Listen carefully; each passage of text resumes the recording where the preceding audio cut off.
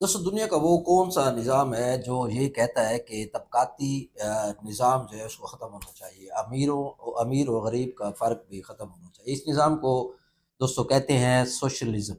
Socialism کا مطلب یہ ہے کہ ملک کے جو وسائل ہیں جیسے کہ زمین، فیکٹریاں اور ادارے کسی ایک فرد کی ملکیت نہیں بلکہ پورے معاشرے کے ہونے چاہیے۔ فرض کیجئے کہ ایک فیکٹری ہے، سوشلزم میں اس میں کیا ہوگا، اس کا دوستو منافع جو ہے وہ صرف مالک کی جیب میں نہیں جائے گا بلکہ وہاں کام کرنے والے تمام مزدوروں میں برابر تقسیم ہوگا، کیونکہ خون پسینہ جو ہے سب کا شامل ہے اس میں۔